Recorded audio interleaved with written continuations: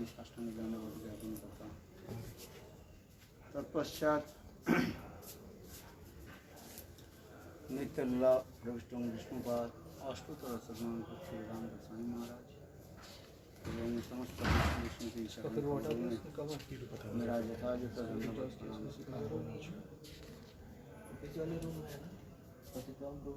हाँ बड़ा वाला ठाकुर जी का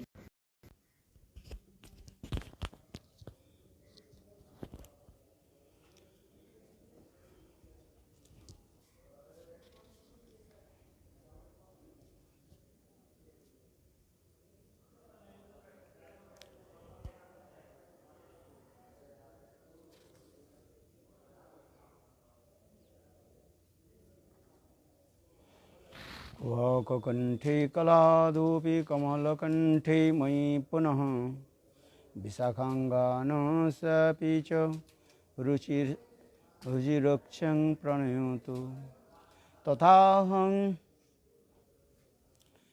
स तेनविदत् जुगलम् उल्लासं सगनं लवेद्रासि तस्मात् मणिपद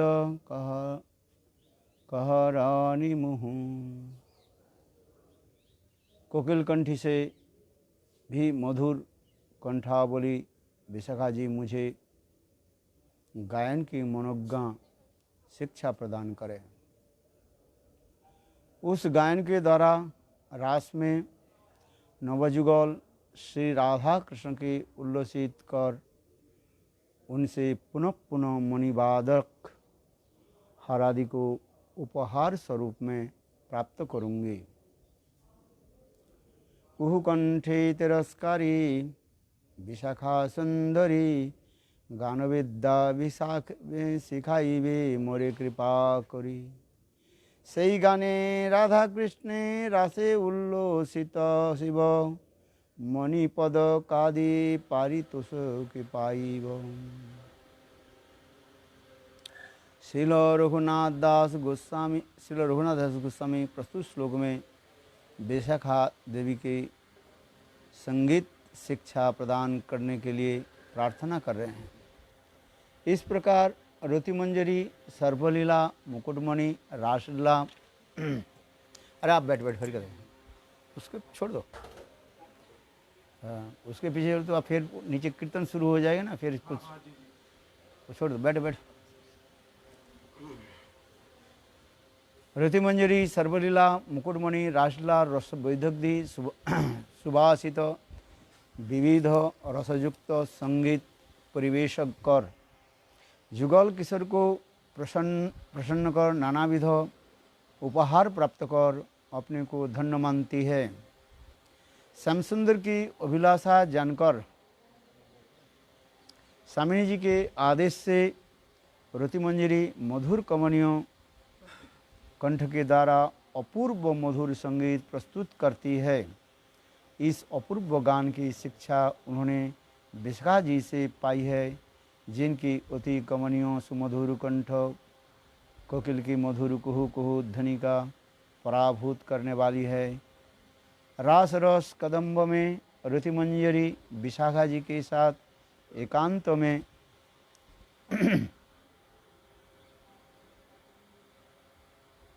अत्यंत मादक मधुर स्वर से गान करती है।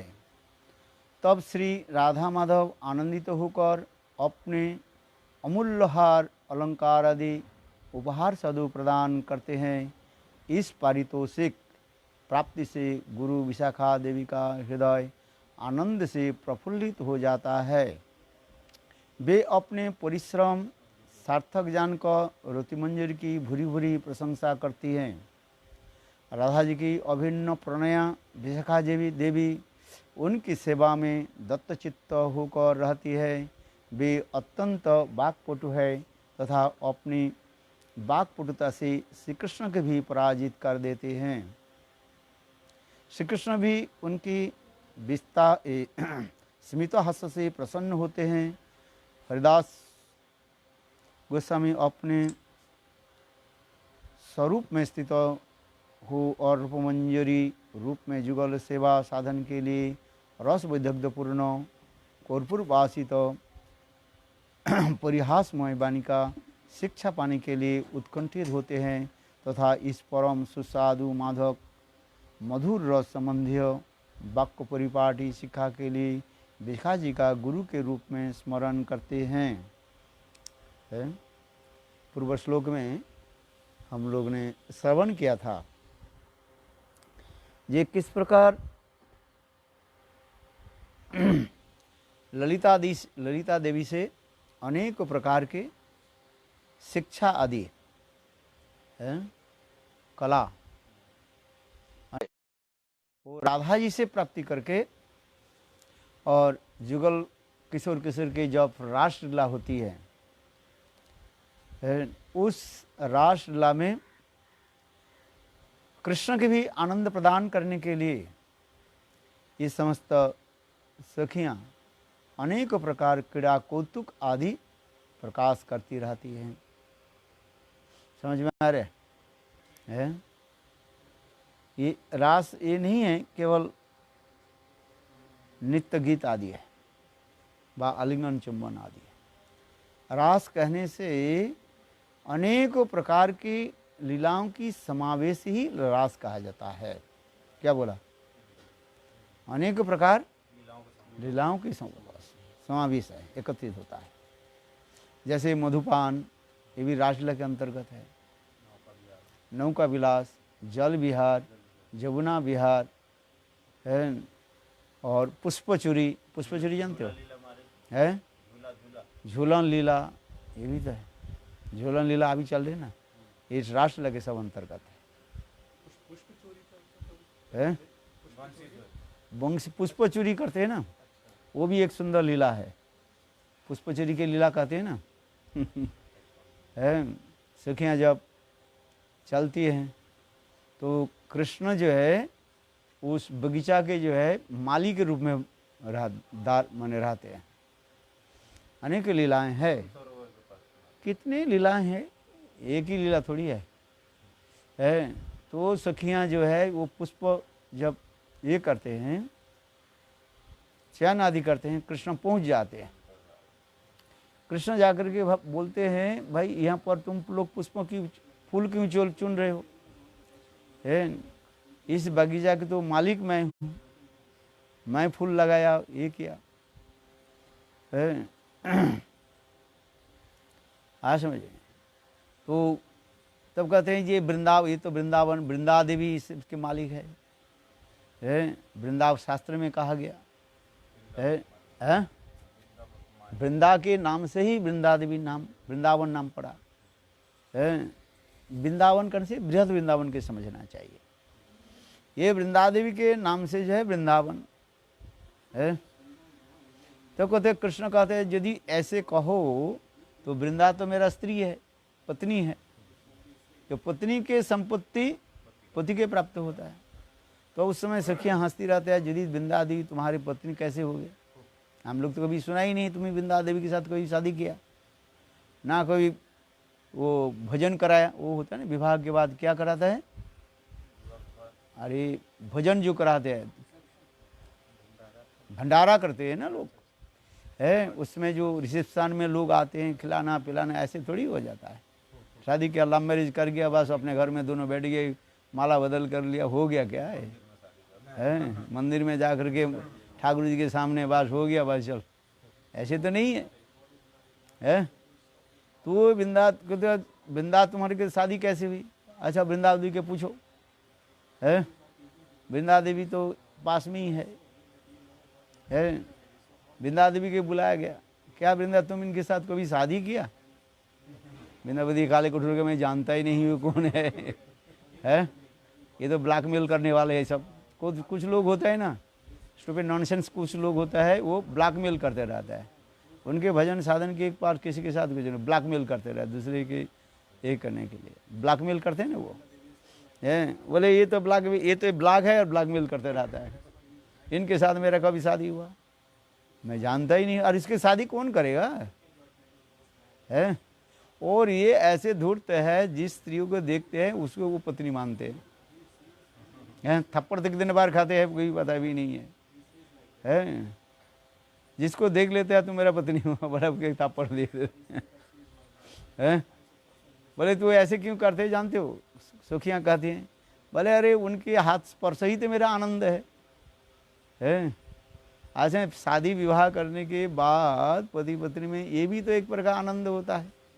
पत्नी थप्पड़ नहीं मारते, दूसरे थप्पड़ मारने से फायदा क्या है? इसलिए पत्नी थप्पड़ मारा, ये भी तो आनंद है। कृष्ण ऐसे भी कहते, तो बोले इसके साथ हमारे कभी शादी नहीं हुआ, ना इसको मैं कभी जानता हूँ, ना उनके साथ काले कोलूटे, ये तो चोर लंपट है, ये तो ऐसे ही है। तो वृंदादेव क्या बोलते, सुखियाँ हाथ ताली बजाने बोले सुना है, तुम जो डीग हाग रहे हो, तुम्हारे साथ किसकी शादी हुई? वृंदादेवी। तो कृष्ण जो है बाल को ऐसे ऐसे कर ली, अरे बात तो सही है भाई, कभी तो किसी को तो दावत तो दिया ही नहीं। दावत कहते हैं ना, दावत तो दिया ही नहीं, विवाह से घटाघट करे ही नहीं, किसी ने ऐसे थोड़ी होता। अच्छा ये तो बात है। अच्छा ये बताओ, तुम लोग कुछ उपनिषद पढ़ा टड़ा, शास्त्र पढ़ा टड़ा? बोले क्या शास्त्र पढ़ाई? बोले गोपाल वनम। गोपाल वन है कि नहीं है? गोपाल वन कहा जाता है, शास्त्र में लिखा है गोपाल वनम। अरे मेरा नाम गोपाल है कि नहीं है बताओ? मैं गाय चराते हूँ, हिमवन है, गोपालक है, गोपाल वन मेरा नहीं। अच्छा ये वन मन वृंदावन, इस वृंदावन मेरा हो गया। गोपी यहाँ करने लगी, अच्छा बताओ तुम क्या पता है ये वृंदावन के जो है अधिश्वरी कौन है? बोले वृंदावनेश्वरी श्रीमती राधा रानी की है। ये वृंदावन के अधिश्वरी कौन है? राधा रानी है। ये सर्वशास्त्र में लिखा है, वृंदावनेश्वरी श्रीमती राधिके है। हम लोग प्रणाम मंत्र में कहते हे कृष्ण करुणा सिंधु ना, नहीं तप्त कांचन गौरांगी राधे वृंदावनेश्वरी विश्वभानुसुते देवी प्रणमामि हरिप्रिय। हे वृंदावनेश्वरी श्रीमती राधिका है। तुम तो यदि कहो तुम तो नौकर हो, मालिक कह रहे हो, माने माली माने गार्डनर, और श्रीमती राधिका क्या है? मालिक है। तुम माली हो, माली माने गार्डनर, और वृंदावनेश्वरी कौन है? वो मालिक है। मालिक माने सरकार, ओनर। वृंदावन श्रीमती राधिका ओनर है। अच्छा बता कौन श्रेष्ठ है? मालिक श्रेष्ठ है कि माली श्रेष्ठ है? तुमने तो अपने परिचय दिया, ये बगीचा के मैं माली हूँ, बनो माली। कृष्ण के एक नाम है बनो माली है। अच्छा बन के तुम माली हो है? गोपियाँ कैसे कैसे सुंदर शब्दों के द्वारा कृष्ण की भी पराजय। किंतु कृष्ण पहले ही तो कहा दिया ये बगीचा के मैं माली हूँ, मैं रखवाल करता रहता हूँ। तो ये बताओ जो माली श्रेष्ठ है कि मालिक श्रेष्ठ है? कृष्ण देखा जो वास्तविक सत्य है, मैं तो असमंजस में पड़ गया है। घर और एक द्वारपाल, तो द्वारपाल को तो रखा गया, द्वारपाल को हटा दिया जाता है। मालिक कभी भी द्वारपाल को निष्कृति कर देते हैं, बोले तुम्हें जरूरत नहीं है। तो कृष्ण के साथ इसी प्रकार जो है अनेक प्रकार होने लगे हैं। कृष्ण ढीठ है। कृष्ण कहने लगे भाई कुछ भी कहो, ये जो है बगीचा में तो मैं सारे फूल लगाया। बोले तू कब से लगाया? तू तो वृंदावन गाय चराने वाले हो, तू तो सारे गाय को लेकर के इस वृंदावन में सारे पुष्प फूल आदि पुष्प और इसको क्या कर देते हो? उजाड़ देते हो है? उजाड़ देते हो। तुम कहाँ से माली बन गया है? उजाड़ देते हो तुम है। तू एक तो गाय या तू गाय के पीछे चलते हो है। इसलिए दोनों ही मूर्ख है। गाय को मूर्ख बना जाता है और तुम भी मूर्ख हो है। गाय के संग करते करते तुम्हारी बुद्धि ऐसी होगी है। चरवाड़ होता है ना है, गाय चराने वाले जो है कावड़ है। तुम तो चरवाड़ हो, तो गाय को चराते हो। वृंदावन के कहाँ संरक्षित किया है? देखो सब कैसे उजाड़ हो गया है। कृष्ण बोले कुछ भी बोलो, तुम लोग फूल हमारी चोरी करते हो। मैं तो बबिया बोले कहीं अभी तो फूल चोरी किया ही नहीं, अभी तो फूल कहाँ उठाया है। बोले नहीं नहीं, मैं देख रहा हूँ तुम लोग को वक्षस्थल में सब फूल को जो है चुरा करके रखे हो। आज समझ जाए।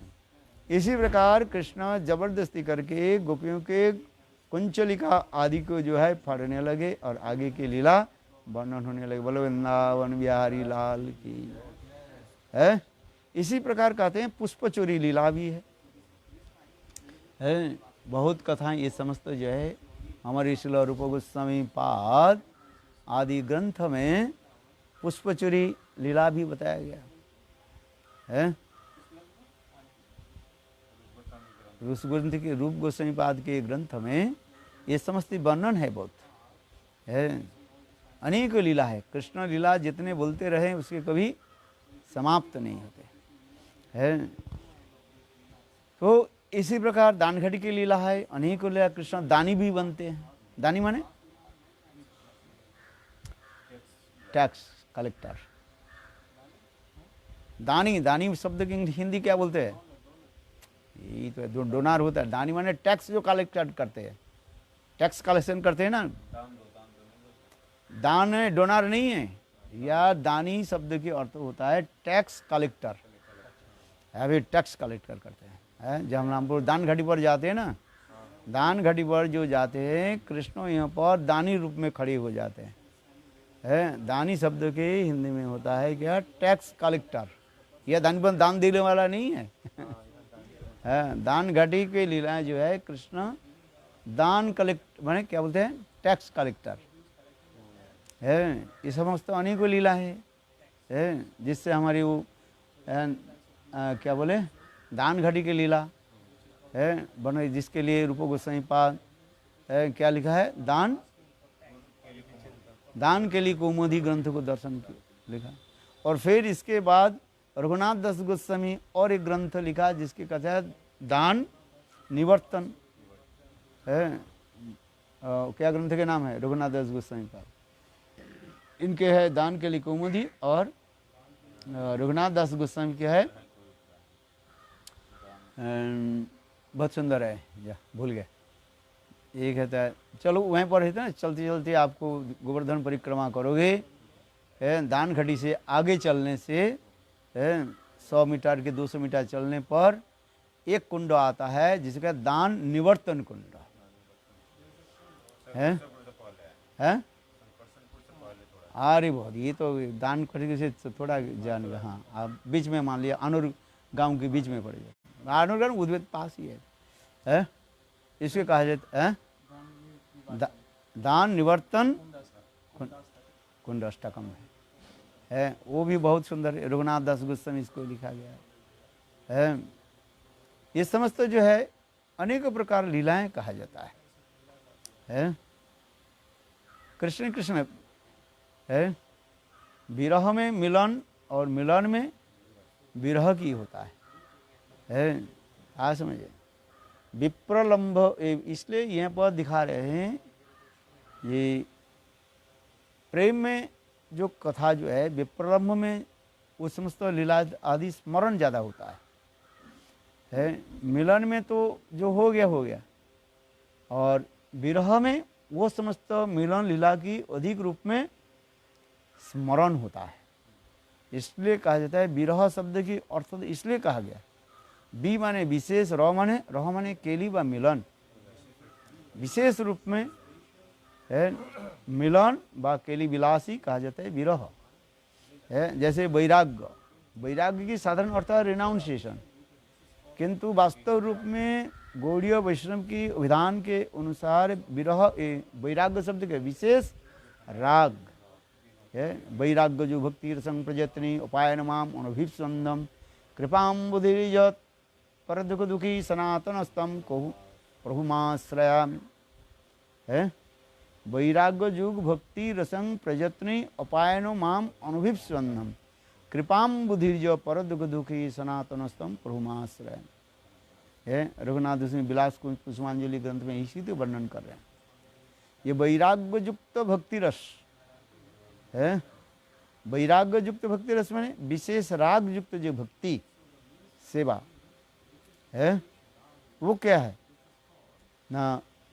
ये समस्त लीला आदि स्मरण आदि कराते रहते हैं। इसलिए वैराग्य युग भक्ति रसंग प्रजत्नि अपायनुम अनभिस्व अंधम, मैं अनभिस्व होने पर भी, अनभिस्व माने अधिकारी न होने पर, अनिच्छा रखता हूँ, इप्स माने इच्छा रखना, मैं सुनने के अधिकार नहीं रखता हूँ, इच्छा नहीं रखता हूँ, किंतु तथापि सनातन गोस्वामी पाद और रूप गोस्वामी पाद मुझे कृपा करके जबरदस्ती करके पान कराया।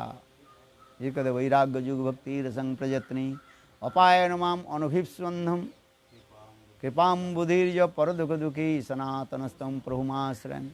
अपायन मतलब के पान करना, पिलाना है, एक पान करना और पान कराना, समझ में आता है। एक अपने पान कर रहे हो, उसे हम जल पान कर रहा हूँ, और कोई आपके पिला रहे हैं, जैसे माँ बेटा के पानी पिलाते है, बेटा खाना नहीं चाहते बा पानी पीना नहीं चाहते, माँ जबरदस्ती करके पिलाते है। आज इसलिए अपायन शब्द नहीं हुआ, संस्कृत में होता है ना, है एक भाव होता है, एक पॉजिटिव भाव होता है, इसको कहते हैं पॉजिटिव भाव। जो भाव स्वयं नहीं करके दूसरे के द्वारा कराते हैं उसे कहा जाता है पॉजिटिव भाव कहा जाता है कारण पॉजिटिव भाव है। जैसे मैं नहीं करके दूसरे के द्वारा कराते, स्वयं जो भाव क्रिया नहीं करके दूसरे के द्वारा जो क्रिया आदि होते हैं उसे कहा जाता है पॉजिटिव भाव कहा जाता है। समझ में आता है। हाँ, जो लोग संस्कृत थोड़ा जानते हैं उसको पता लगता है। जैसे देखना और दिखाना, देखा इंग्लिश में क्या होता है, टू सी, और दिखाना क्या होता है, टू शो है।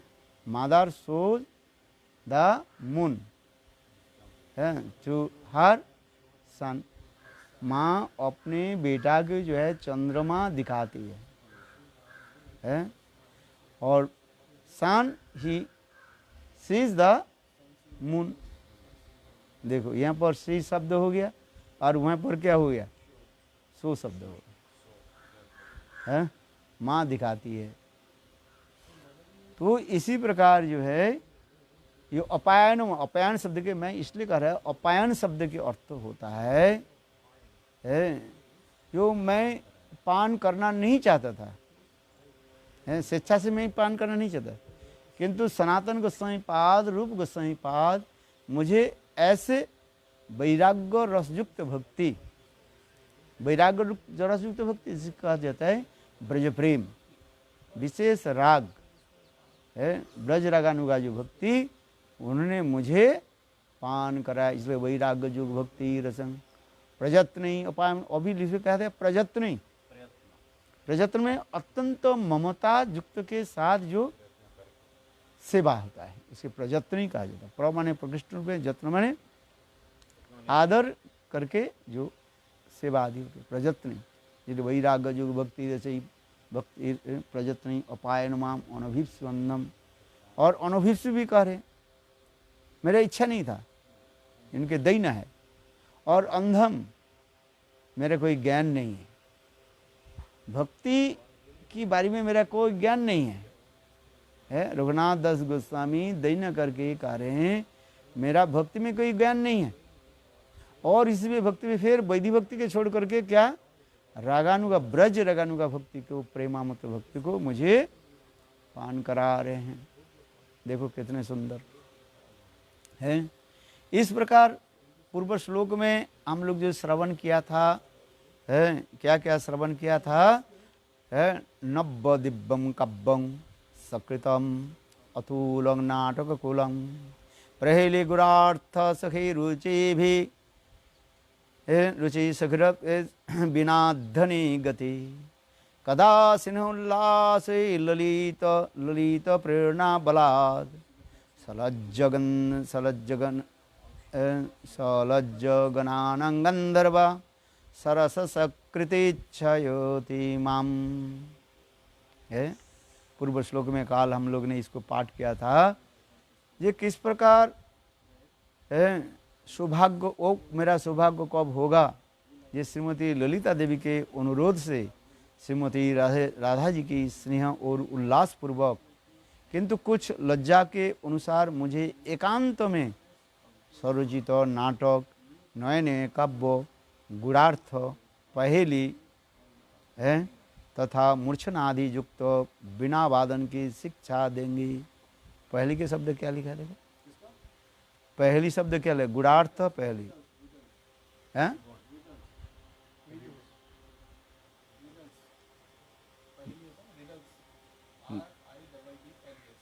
रीडल्स, अच्छा चलो है। माने अनेक प्रकार हास्य परिहास युक्त है, ये समस्त होते हैं। पहले लोग पहले के सुन करके लोग थोड़ा चौंक उठता है, किंतु जब अर्थ निकालते हैं सरल हो जाता है। जैसे काल मैंने ये कहा सुना था है, कपड़े के नीचे बाल रहता है और बाल के नीचे क्या रहता है बताओ? बाल के नीचे, हाँ कपड़े के बाल के नीचे क्या है? खाल बाल के नीचे खाल, आपने ठीक बताया है। ये कपड़ा है, कपड़े के नीचे बाल और बाल के नीचे एक चमड़ा, एक खाल रहता है। खाल माने त्वचा है। तो यहाँ पर सखियों भी, यहाँ पर काल भी कहते हैं, जैसे कहते हैं बहुत सुंदर, ये बद्ध होकर के भी है, बाल होकर भी वृद्ध है। बाल माने चाइल्ड, और फिर वो वृद्ध है और बद्ध होकर के भी मोक्ष मोक्ष प्राप्त होता है, शुद्ध होकर के भी तमोस्थानीय होता है। वो क्या है? राधा जी के घुंघराले वाले बाल है।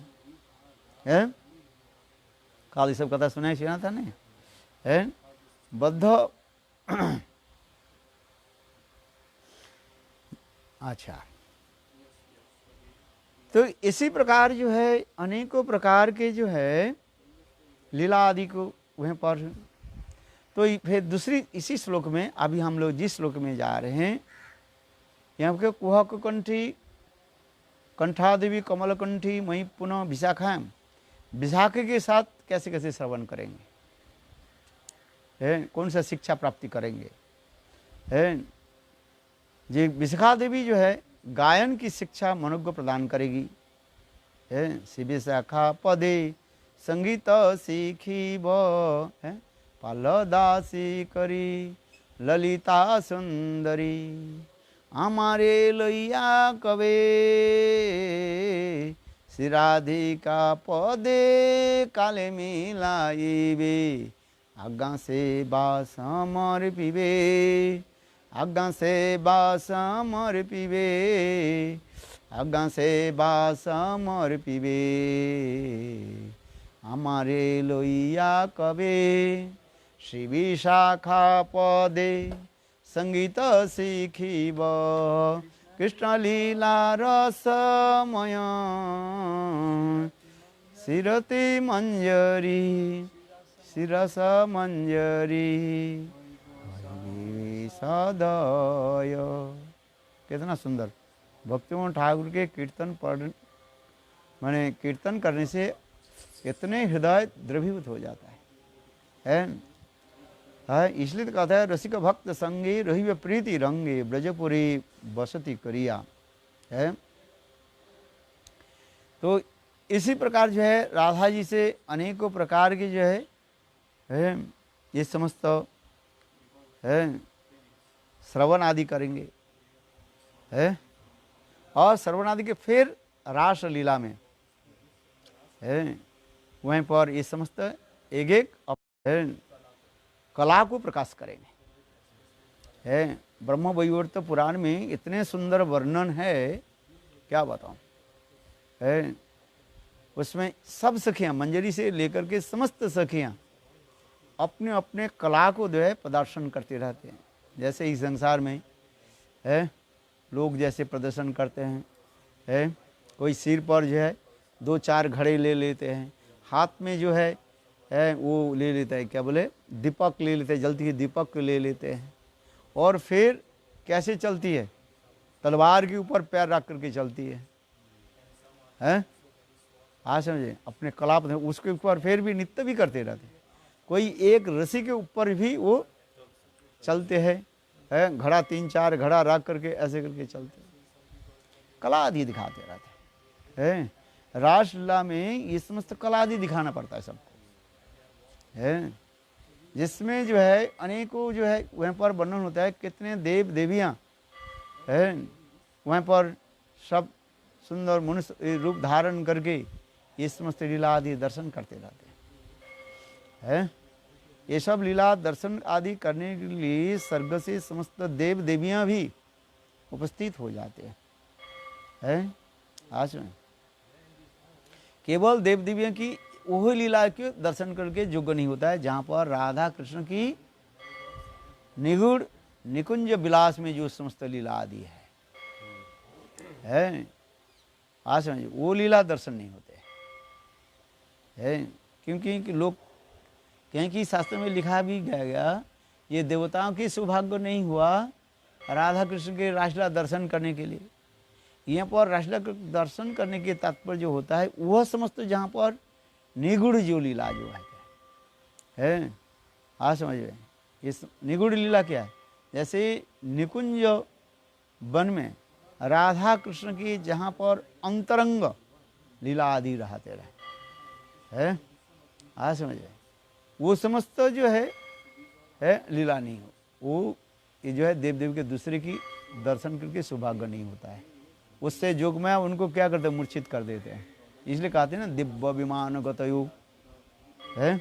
वेणुगीत में लिखा गया, कृष्ण वेणु वादन करने के समय है देखो देव देवियाँ जो है अपने अपने विमान पर आरूढ़ होकर के बैठ करके है सारे वृंदावन में समाहित माने आ जाते हैं वृंदावन में आ जाता है और वृंदावन में तो आ ही जाते हैं किंतु जोग में कहते हैं वो समस्त लीला दर्शन। कौन सा लीला है, जो अत्यंत जो निगूढ़ लीला आदि जो है राधा कृष्ण के अत्यंत निभृत निकुंज कुंज में जो लीला है, जैसे रूप गोस्वामी पाद लिखा निभृत निकुंज कुंज की एक श्लोक है, अष्टक भी लिखा गया है।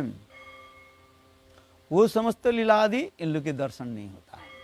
और बाकी जहाँ पर हास्य गीत परिहास है ये समस्त लीला जो होते रहते हैं ये सब लीला दर्शन आदि है हो जाते हैं। तो निभृत निकुंज लीला आदि दर्शन करने के जब इनके विमान में आरूढ़ होकर को वो लोग क्या हो जाते, देव देवियाँ मूर्छित हो जाता है आज में। क्योंकि साधारण लोग सोचते हैं सब लीला नहीं है, आज समझे ये समझते होते है। किंतु सौभाग्य की बात है, चंद्रमा की सौभाग्य बात होता है। चंद्रमा जो है कुछ लीलाओं के दर्शन करने के लिए सौभाग्य करते हैं क्यों चंद्रमा आलो देते हैं ना इसलिए। किंतु वास्तव देखा जाए वो चंद्रमा जो है वास्तव वो ही चंद्रमा नहीं है। देवलोक के जो चंद्र जो है वो चंद्रमा चंद्र वो लीला में प्रवेश नहीं कर सकते, वो भी है। समझ में आ रहा क्या बोल रहा है? इस ब्रह्मांड में ये चंद्रमा जो है उनके सौभाग्य नहीं होता है। तो वो चंद्रमा क्या है, स्वयं कृष्ण ही है चंद्रमा के रूप धारण करके बा जोगमाया के द्वारा वो चंद्रमा है। देवियाँ जो देवताएं हैं वो भी ये नहीं होंगे, वो निवृत्ति नहीं कर नहीं पाएंगे। हाँ दूसरी देवता होंगी। कौन सा? वो अपरागित जगत में वहाँ पर सब है, सब देव देविया कृष्ण ही एक एक प्रकाश मूर्ति के रूप में विराजमान है। इसलिए उपनिषद में क्या, नजत्र सूर्य भासति न तो तारो का तावका, जहाँ पर सूर्य की जरूरत नहीं होता है न शशांक पावका। शशांक माने चंद्रमा और पावका माने अग्नि आदि देवता के पावक आदि अग्नि आदि देवता के लिए भी वो नहीं है। तो उससे क्या है, तब भी उस जगत में जो है ये नित्य लीला की गाती है। उस नित्य लीला में गोलोक वृंदावन में, ये तो भूम वृंदावन की कथा कहा दी, नित्य गोलोक वृंदावन में वहाँ पर सूर्य है, वहीं पर चंद्रमा है, वहीं पर अग्नि आदि जो देव देवियाँ है, किंतु वो देव देवियाँ ये देव देवियाँ ये नहीं है, वो स्वयं कृष्ण ही अनेक रूप धारण करके विराजमान होते हैं। आज में इसलिए कहा ये समस्त वर्णन है, लोग भ्रमित हो जाता है क्योंकि ये तत्व भी कह रहे हैं, न जत्र भासते सूर्य है, न शशांको न पावकः है। आज समझिए नहीं, तो वहीं पर जो सूर्य जो है, वो सूर्य कौन है? कृष्ण एक सूर्य के रूप में प्रकाश करते हैं, वो लीला आदि संपादन करते हैं। इधर जो जब प्रकट लीला होता है, यहाँ पर सूर्य पूजा आदि जो होता है, ये भी ये देवता की सूर्य पूजा हो रही है, चलो है, इसके लिए कहते हैं। किंतु अपरिग्ध चित्त जगत में वही भी तो लीला है, थोड़ा सिद्धांत में प्रवेश करना है। तो ये सूर्य देवता वहीं पर कहाँ से पहुंच जाएंगे? है ब्रह्मा आदि के ब्रह्मलोक से ब्रह्मा जी पहुंच नहीं पाते हैं, तो ये सूर्य कहाँ से पहुंच जाएंगे वहीं पर? है आज में इसे भौम जगत में जो सूर्य जो है, और उस चित जगत में नित्य गोलोक वृंदावन में सूर्य जो है, ये सूर्य से संपूर्ण रूप से पृथक है। आज समझे, यही तो दिखा रहे हैं। इसलिए तत्व सिद्धांत के साथ रस सिद्धांत तो हमें युक्त करना पड़ता है कहीं यहाँ पर क्या, नजत्त सूर्य भासते है, नजत्र भासते सूर्य, जहाँ पर सूर्य की प्रकाश नहीं है, न चंद्रमा है, न शशांक नहीं है, न पावका, तो वहीं पर भी दिखाई जाता है। ये कृष्ण अभिसार आदि करती है, कृष्ण एक कृष्ण कर, हाँ कृष्ण अथवा राधा जी अभिसार आदि करते हैं। तो वो अभिसार आदि जो करते हैं, वहीं पर जो चंद्र ये पूर्णिमा तिथि जो है इस जगत में जो भौम जगत में जो अब लीला है, ये तो चंद्रमा, चलो इसके तो हम समझ में आ जाता है आज में चंद्र की किरण है देख करके राधा जी चलती रहती है कृष्ण के साथ मिलने के लिए, और उस जगत में चंद्रमा भी है। पहले तो कह दिया तो उस चंद्रमा नहीं है, ये चंद्रमा नहीं जा सकते उस जगत में जो लीला की लिए लीला शक्ति ने, वो चंद्रमा कौन है? कौन है? कृष्ण स्वयं है, वो एक रूप में वो करते हैं। इसलिए जो कहता है वही एक ही है। कृष्ण तत्व विचार में इसे कहते हैं एक हम बहुत साम, मैं तो एक हूँ अनेक रूप में, कोई चंद्रमा के रूप में, सूर्य के रूप में। इस चंद्रमा सूर्य के रूप में नहीं करे, वो इस जगत में जो सूर्य चंद्रमा के रूप में लीला संपादन करने के लिए वहीं पर सब नित्य लीला है। आज समझिए नहीं, समझ में आया कि नहीं? हाँ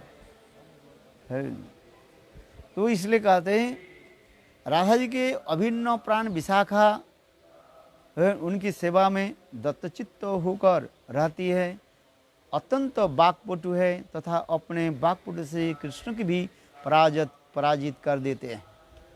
बाकपटु माने वेरी टॉकेटिव है, बोलने के इतने सुंदर जो है, और बाकपटु कृष्ण की भी पराजित कर देते हैं।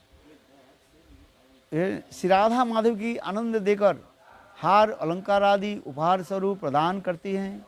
इस पारितोषिक प्राप्ति के गुरु विशाखा देवी का हृदय आनंद से प्रफुल्लित हो जाते हैं।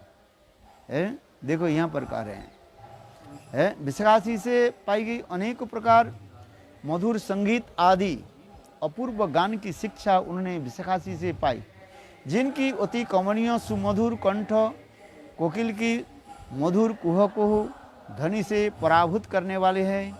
रास रस कंदर्प में रति मंजरी विशाखा देवी के साथ एकांत में अत्यंत मादक मधुर स्वर से गान करती है। तब श्री राधा माधव आनंदित होकर अपने अमूल्य हार अलंकार आदि उपहार स्वरूप प्रदान करती हैं। इस पारितोषिक प्राप्ति के गुरु विशाखा देवी हृदय आनंद से प्रफुल्लित हो जाता है।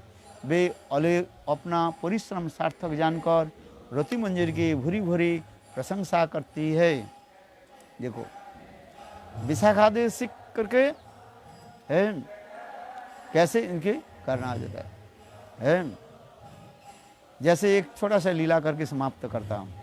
है ये एक बार जो है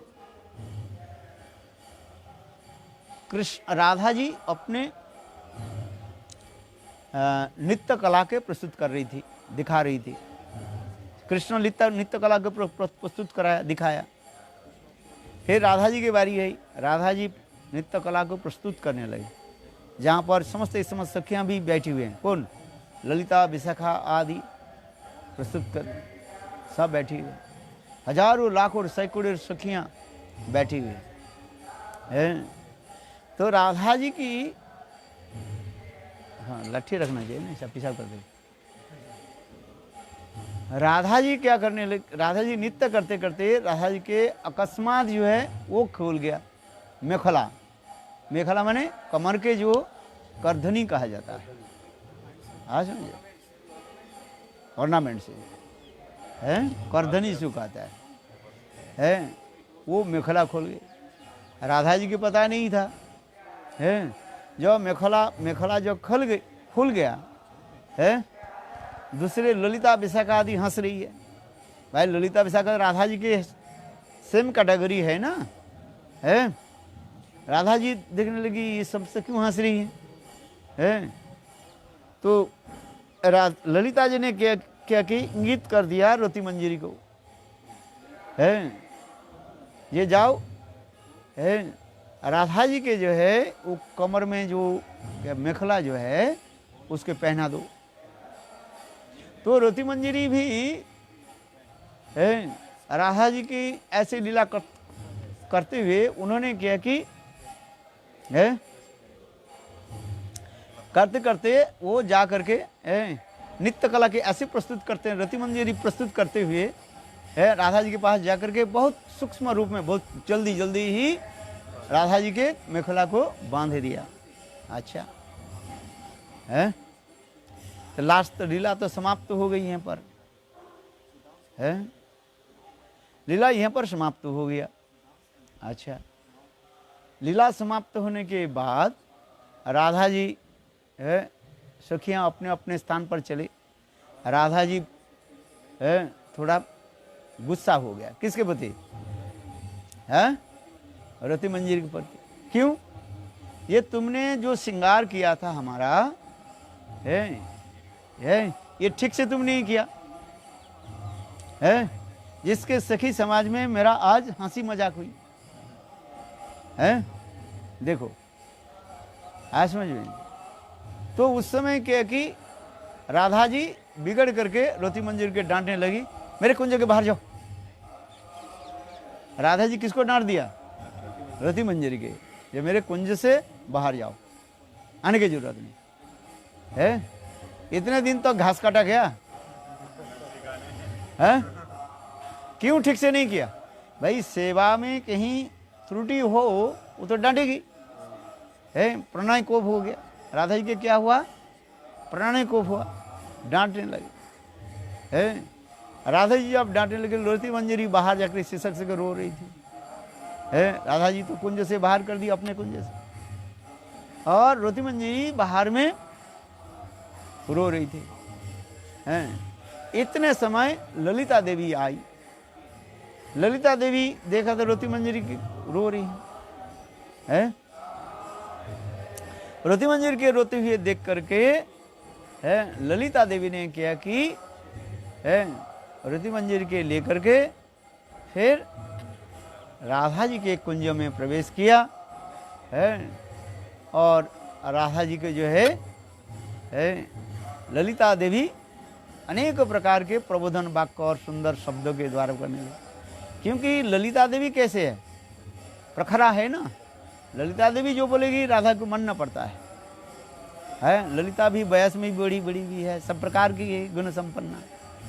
इसलिए कहता है ललिता देवी की है, राधा जी ललिता देवी के प्रेम के द्वारा इतने वशीभूत है, ललिता देवी जो कहेगी वो करना पड़ता है। आज समझ गए।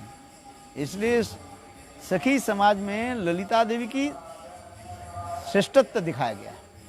फिर राधा जी और रोती मंजरी से मिले हैं, फिर दोनों से और फिर सेवा में ये समस्त अनेक प्रकार की लीलाएं हैं, है।